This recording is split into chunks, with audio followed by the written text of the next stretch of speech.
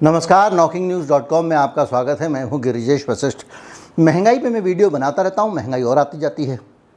मैंने बिजली पे वीडियो बनाया, कल मुझे फिर बनाना पड़ा क्योंकि फिर बिजली महंगी होने जा रही है। अक्टूबर से, पिछले साल अक्टूबर से सिलसिला चल रहा है बिजली की महंगाई का। खबरें आती जा रही हैं, नए नए फैक्टर आते जा रहे हैं। मैंने आपको बताया था जून से CNG PNG का दाम बहुत ज़्यादा बढ़ने वाला है, बढ़ा। अब ये फिर बढ़ने वाला है और इस बार कितना बढ़ेगा इस सरकार को भी नहीं पता है, क्योंकि हालात बिगड़ते जा रहे हैं। अमेरिका की दादागिरी करने की एक अदा दुनिया को तड़पा रही है। अब तक यूरोप गैस के संकट से जूझ रहा था, अब भारत में भी वो हालात आने लग गए हैं। भारत ही नहीं, पूरी विकासशील दुनिया में ये हालात होने लग गए हैं। भारत में इसका क्या असर पड़ेगा? आपकी गैस कितनी महंगी हो जाएगी, आपकी गाड़ी कितनी महंगी चलेगी, आपकी एनर्जी कितनी महंगी हो जाएगी, ये आज समझने की कोशिश करेंगे और ये बताएंगे कि कौन से नए डेवलपमेंट हो गए हैं जिसने भारत को एक नए एनर्जी क्राइसिस के दहाने पर खड़ा कर दिया है। अभी हाजिर होता हूँ। सपोर्ट करना चाहते हैं चैनल को, नीचे QR कोड है, UPI ID डिस्क्रिप्शन में है और एक थैंक्स बटन भी है। मैं अभी आया।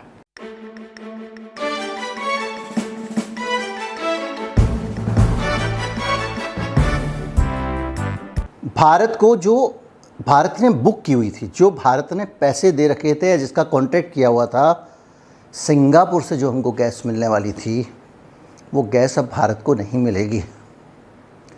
उस गैस को भारत से डाइवर्ट कर दिया गया है और उसको अब यूरोप में भेजा जा रहा है, जर्मनी भेजा जा रहा है। यानी रूस से गैस की सप्लाई यूरोप को कम हुई तो अमीर देशों ने पूरी दुनिया की गैस छीनकर अपनी तरफ डाइवर्ट करना शुरू कर दिया। बावजूद इसके कि ये गैरकानूनी है, बावजूद इसके कि ये कॉन्ट्रैक्ट था जिसके तहत हमको गैस मिलनी थी, हमारा उस गैस पे हक था, लेकिन हम इंतज़ार कर रहे हैं और जो शेड्यूल्ड हमारे यहाँ कंसाइनमेंट आने वाले थे गैस के, उनको डाइवर्ट कर दिया गया है जर्मनी की तरफ, यूरोप की तरफ। ये अचानक क्या हुआ, कैसे हुआ, इस पर आऊँगा, लेकिन उससे पहले एक सूचना दे दूँ। मैंने आपको बताया था कि किस तरह से अंबानी साहब मज़ा लूट रहे हैं रूस के क्रूड का। भारत को उतने ही दाम में पेट्रोल मिल रहा है क्योंकि पेट्रोल की और डीजल मिल रहा है, और वो रूस का क्रूड लेके और फिल्टर करके उसको बना के पेट्रोल डीजल बना के पेट्रोलियम प्रोडक्ट बना के और यूरोप को भेज दे रहे हैं। अब अमेरिका ने इस पर कमेंट कर दिया है, आपत्ति जता दी है और उसने बोल दिया, अमेरिका के विदेश मंत्री ने कहा है कि लगता है भारत को रूस के प्रभाव से बाहर आने में समय लगेगा। ये ऊर्जा पे है। मैंने आपको बताया था कि ये हो सकता है। मैंने आपको बताया था कि इतनी बड़ा जोखिम लेके भारत की सरकार अंबानी जी का खजाना भर रही है और रूस से जितना भी क्रूड ऑयल आया उसका 1 रुपये का भी फ़ायदा प्राइस में भारत के नागरिकों को नहीं मिला है। अंबानी जी के पास पैसा पहुंचा है, रिकॉर्ड में है। एनर्जी से जुड़ा हुआ था, अपडेट था, इसलिए बीच में दे दिया। इस पर पूरा वीडियो बनाता आप लोग बोर हो जाते। अब मैं आता हूँ गैस के संकट पे। हुआ ये है कि एक कंपनी है गैज़प्रॉम, रूसी कंपनी है और वही रूस को सारी की सारी ये जो पाइपलाइन है उससे गैस की सप्लाई करती है। अभी हाल में एक डेवलपमेंट हुआ कि गैज़प्रॉम जर्मेनिया करके, उसी कंपनी की गैज़प्रॉम जर्मेनिया, जर्मनी में एक ब्रांच है, उस कंपनी को जर्मनी ने टेक ओवर कर लिया। गैस कंपनी को जर्मनी ने टेक ओवर किया, जो सब्सिडरी थी एक रशियन कंपनी की, गैज़प्रॉम की। तो गैज़प्रॉम को टेक ओवर करने का मतलब ये था कि अब हमने इस कंपनी को ले लिया, अब तो गैस पे हमारा अधिकार हो गया। लेकिन रूस ने क्या किया कि इसके जवाब में कुछ और सैंक्शन लगा दिए, और सैंक्शन ये लगाए कि जो गैज़प्रॉम जर्मेनिया है इसको अब गैस की सप्लाई नहीं की जाएगी। तो जो रूस वाली गैज़प्रॉम थी उसने गैज़प्रॉम जर्मेनिया को दे दिया, बंद कर दिया। सर्दियाँ आ रही हैं नज़दीक, गैस की समस्या है और जर्मनी सबसे ज़्यादा खतरे में है। वहाँ पे गर्म पानी और ये सब स्टोर करने के लिए बड़े बड़े बनाए जा रहे हैं, पूरा इंफ्रास्ट्रक्चर पे काम चल रहा है, लेकिन जो गैस आनी है जर्मनी को वो वहाँ से नहीं आएगी। तो गैज़प्रॉम जर्मेनिया की एक सब्सिडरी कंपनी है गैज़प्रॉम सिंगापुर। उस कंपनी से भारत, पाकिस्तान और बहुत सारे देश गैस खरीदा करते थे।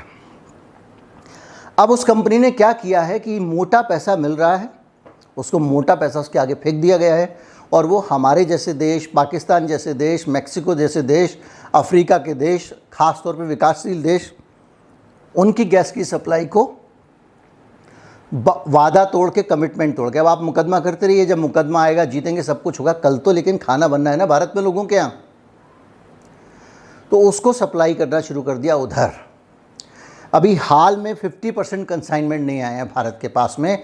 हमारा gas authority of India limited परेशान है इसको लेके। अब इस ओएनजीसी परेशान है, माफ़ कीजिएगा। और इस बीच में इन्होंने क्या किया कि जो सप्लाई वहाँ देनी शुरू कर दी थी तो उससे दाम बढ़ गया। इसका नतीजा ये हुआ है, भारत में जो हमारी खाद बनाने वाली कंपनियाँ, यूरिया मैन्युफैक्चरिंग यूनिट्स हैं और पेट्रोकेमिकल कंपनियाँ हैं, उनको गैस की सप्लाई बंद कर दी गई है, क्योंकि भारत में आम नागरिकों को गैस पहुंचाना प्राथमिकता है। पीएनजी है, एलएनजी है और सीएनजी है। तो इसके चक्कर में क्या हुआ है कि अब उनको नहीं मिल रहा है। यानी इसका मतलब जानते हैं आप, इसका मतलब ये है कि आने वाले समय में जो प्लास्टिक वगैरह और जो पेट्रोकेमिकल्स हैं, जो वो सारे के सारे इससे प्रभावित होंगे और आने वाले समय में उनका दाम बढ़ेगा, पहली चीज़। दूसरा, यूरिया, पहले ही रूस से जो हमको खाद मिलती थी, फर्टिलाइज़र मिलते थे, उनके दाम बहुत बढ़ गए थे और अब भारत में हम जो बनाते हैं उन कंपनियों को सरकार ने गैस देनी कर दी है बंद। और गैस देनी बंद कर दी है तो अब यूरिया का उत्पादन भी कम हो जाएगा, तो उसका दाम भी बढ़ने वाला है, आसमान में जाने वाला है। तो महंगा और खाने के लिए तैयार रहिए। अनाज की महंगाई की 4 स्टोरी मैं आपको बता चुका हूँ, किस तरह से महंगाई बढ़ रही है। पाकिस्तान की सरकार क्या कर रही है? पाकिस्तान की सरकार ब्लैकआउट कर रही है। कोई रास्ता नहीं है उसके पास में, उसके पास तो पैसे भी नहीं है, हमारे पास तो थोड़ी बहुत विदेशी मुद्रा है, और वो दाम भी बढ़ा रही है। और ये सब क्यों कर रहे हैं देश में, बताऊंगा कौन सी मजबूरी है। महंगा भी तो खरीद सकते हैं अपने देश के लिए, लेकिन वो क्यों नहीं खरीद सकते ये बताऊंगा मैं आपको। बांग्लादेश में दुकानें रात को 8 बजे बंद कर देने का आदेश दे दिया गया है, क्योंकि उनके पास भी गैस की किल्लत है। मैक्सिको में सरकार ने घरेलू उपभोक्ताओं को सब्सिडी देना शुरू कर दिया है, क्योंकि गैस इतनी महंगी हो गई है कि आम आदमी अगर अफोर्ड नहीं कर सकता और अगर सड़क पे निकल आया विरोध करेगा तो सरकार के लिए संकट हो जाएगा, इसलिए वो परेशान है।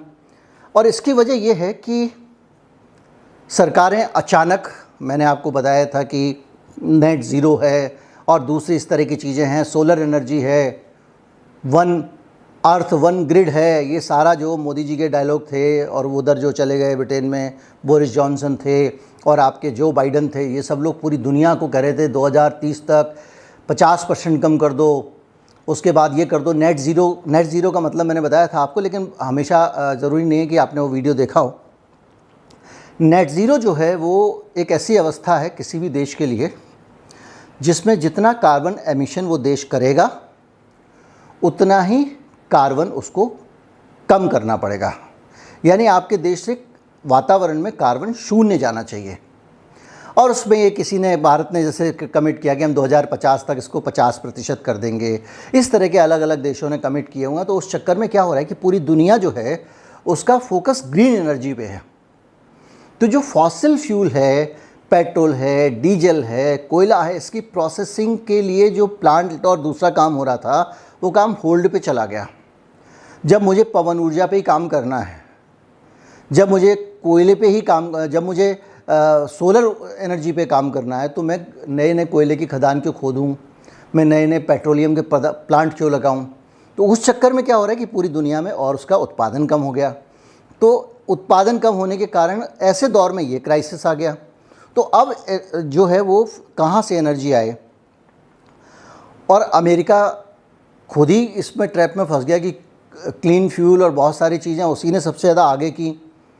अब वो दूसरों को, सबको तो दे नहीं सकता गैस, इतनी उसके पास है भी नहीं, और दुनिया तड़प रही है। इसमें अब आपको दाम बताता हूँ कि जब से यूक्रेन युद्ध शुरू हुआ है गैस के दाम 150% बढ़ चुके हैं।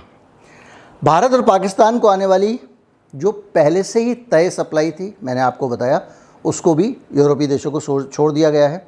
विकसित राज्यों का जो ऊर्जा पे टोटल खर्च होता है जो यूरोप के देश हैं वो अपने जीडीपी का 2% केवल खर्च करते हैं ऊर्जा पे, बावजूद इसके कि उनके यहाँ इतनी सर्दी होती है, उनको पूरे घर गर्म रखने पड़ते हैं, सब भी उनकी पूरी जीडीपी का 2%। और जो विकासशील देखें उनका 25% के आसपास रहता है। भारत का 23.85% के आसपास खर्चा है ऊर्जा पे। किसका? जीडीपी का। जीडीपी मतलब पूरा देश मिला के जो उत्पादन करता है उसका 23.85%। तो आप एक बात बताइए, जिस आदमी की आमदनी 100 रुपया है, 25 रुपया खर्चा है जिस चीज़ पे, उस चीज़ का दाम 50% बढ़ जाएगा तो वो खाएगा क्या? और दूसरे आदमी की आमदनी 100 रुपये है और 100 रुपये की आमदनी में उसका खर्चा है 2 रुपये, वो 3 भी हो जाएगा तो उसको फ़र्क पड़ेगा क्या? नहीं पड़ेगा। तो यूरोपियन देश तो मज़े में हैं और भारत की दशा हो गई है कि हम क्या करें, और दूसरे विकसित देशों की दशा ख़राब हो गई है। और इसके कारण जो हो रहा है कि वो गैस के दाम कितना बढ़ेंगे कोई नहीं जानता, क्योंकि आप इसी बेसिस पे तो अंदाज़ा लगाएंगे कि भाई मुझे सिंगापुर से मेरा ये कॉन्ट्रैक्ट है, इतना सामान आएगा, फ़ला जगह से ऑस्ट्रेलिया से इतना कॉन्ट्रैक्ट है, और अब वो कॉन्ट्रैक्ट का पालन ही नहीं करें, माल कहीं और भेज दें। उनकी स्थिति ये है कि उनको आपने क्लीन फ्यूल के नाम पे सबसे ज़्यादा गैस के ऊपर धकेल दिया और अब उनको गैस मिल नहीं रही है। मोजाम्बिक में बाकायदा किसको कदम उठाना पड़ा? वर्ल्ड बैंक को। उसने कहा हम पैसे देते हैं, आप यहाँ पे बस सेवा फ्री कर दो ताकि लोग फ्री के चक्कर में बस से चलें और तेल कम खर्च करें। आप समझ रहे हैं फ्री का जादू क्या होता है? आप समझ रहे हैं फ्री क्यों ज़रूरी होता है? आप समझ रहे हैं कि रेवड़ी कल्चर की कहाँ ज़रूरत होती है समाज में? सरकार को लग रहा है कि मैं खर्चा कम कर लूँगा, लेकिन इससे आप रेवड़ी कल्चर कम करके इस देश में कोई दूसरा ही कल्चर खड़ा करने वाले हैं। बुरुंडी का आप उदाहरण दे रहा हूँ मैं आपको। बुरुंडी भी अफ्रीकन कंट्री है, वहाँ उन्होंने यात्रा पे सब्सिडी नहीं दी है, तो वहाँ पे पेट्रोल और डीजल का दाम, गैस का दाम 3 गुना है। कहाँ 3 गुना है? ब्लैक मार्केट में। सरकार के पास है नहीं, लोग ब्लैक में बेच रहे हैं, उसके पीछे लूट हो रही है। और ये जो दशा है गैस की, पिछले 1 दशक में सबसे आसान सरल तरह का ईंधन था, ऊर्जा का स्रोत था, जिसके कारण सारे देशों में प्रगति की बहार आई है। और उस प्रगति की बहार के कारण ही बहुत सारी दुनिया ने तरक्की की है और आज वही गैस बंद कर दी गई है। अब अगर देश के बारे में सोचें तो ये मान के चलिए कि जब पूरा देश डूबा हुआ है, आकंठ, बैंकों के पास पैसे नहीं है, वो आपको ब्याज बढ़ा बढ़ा के दे रहे हैं, डिपॉजिट पे स्कीम्स नई नई लेके आ रहे हैं, आप रोज़ देखते होंगे, इस पर मैं अलग से वीडियो बनाऊंगा। और आपसे कह रहे हैं कि वो भैया पैसे जमा कर दो, क्योंकि बैंकों के पास अब लोन देने के लिए पैसे नहीं है। लोन लेके या तो लोग भाग गए हैं या मोटा मोटा लोन उन्होंने बड़े बड़े लोगों को दे दिया है जहाँ से जल्दी से वापस मिलना नहीं है। सरकारें भी लोन लेके बैठ गई हैं, तो बैंक थोड़ा सा घबरा रहे हैं, जनता से पैसा इकट्ठा कर रहे हैं। तो बैंकों का जो पहले लोन देने पे जोर होता था, जो लोन के लिए फ़ोन आता था सुबह शाम आपको, अब बैंक कर रहा है फ़ोन डिपॉजिट के लिए, एफडी करा लो इतने % पे। आपने भी नोटिस किया होगा, ये 1 महीने में इतना बदलाव आ गया है।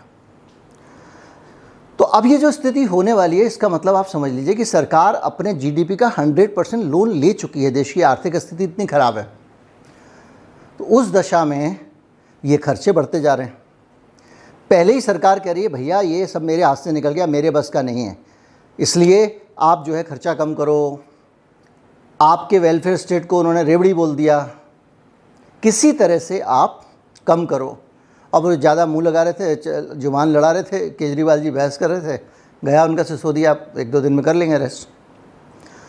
तो कुल मिला के ये पूरा जो दृश्य है देश का, तो देश के मामले में ये है कि देश के पास पैसे नहीं है और ऐसे में खर्चा बढ़ गया है। समझ लीजिए कि आपकी तनख्वाह नहीं मिल रही हो 2 महीने से, या आपकी आधी तनख्वाही हो, या कंपनी ने महंगाई के कारण तनख्वाह कम कर दी हो और ऐसे में खर्चा बढ़ जाए, किसी का ब्याह शादी आ जाए, ये उस तरह की स्थिति हो गई है।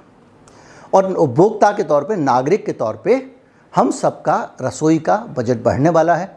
जिनके यहाँ पाइप गैस आती है उनका भी, और जिनके सिलेंडर में आती है उनका भी, और जिन जिन इंडस्ट्री में गैस से काम होता है वहाँ पे वो चीज़ें महंगी होने वाली हैं, यानी हर तरफ से हम लोग फंसने वाले हैं।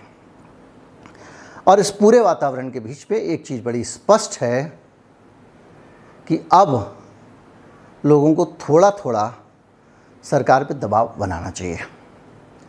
अगर आप नहीं बनाएंगे, आप सकारात्मकता का मतलब जो होता है उल्टा सीधा वो समझे रहेंगे, व्हाट्सएप यूनिवर्सिटी वाला, तो धीरे धीरे संकट आपके लिए बढ़ने वाला है। सारी दुनिया में सरकारें ये जो सब्सिडी वेलफेयर वगैरह इसीलिए कर रही हैं क्योंकि उनको लग रहा है कि हमारे नागरिक सड़क पे ना आ जाएं, और हमारी सरकार को ये लगता है कि हमारे नागरिकों को कुछ भी कर लो, ये सब में खुश रहेंगे। वीडियो ख़त्म कर रहा हूँ, आदत ख़राब है इसलिए एक किस्सा सुना दूँ। आपने सबने सुना होगा, एक पुल था, उसके ऊपर एक राजा कह रहा है ये जनता मेरी आवाज़ ही नहीं उठाती है, ये कैसी जनता है, इसके अंदर डेमोक्रेसी का सेंस ही नहीं है, कभी विरोध ही नहीं करती, कुछ नहीं करती है, मैंने कई दफ़ा इनको करके देख लिया। तो उसने एक पुल निकलता था जिससे आपको जाना ज़रूरी था, वहाँ पे एक आदमी को खड़ा कर दिया और अपने सिपाही खड़ा कर दिया, जो निकले उसको 2-2 कोड़े लगाओ, अब तो विरोध करोगे। लोग जाते थे, कोड़े खाते थे। फिर राजा को एक चिट्ठी मिली तो राजा खुश हुआ कि वाह, किसी ने चिट्ठी तो लिखी मुझे, किसी ने मुझे बताया तो कि भाई कोड़े का सिस्टम ठीक नहीं है, पढ़ा जाए चिट्ठी को। दरबार में चिट्ठी पढ़ी गई तो उन महोदय ने लिखा था, महोदय कोड़े मारने की जो आपने व्यवस्था की है बड़ी अच्छी है, इससे देश की आदतों में सुधार होगा, लेकिन कोड़े खाने के लिए हमको वेट बहुत करना पड़ता है, आपका एक ही सिपाही होता है, बड़ी अच्छा हो जाएगा कि अगर 2-3 सिपाही आप खड़े कर दें और जल्दी जल्दी हमको कोड़े पड़ते जाएं। आपका एक भक्त।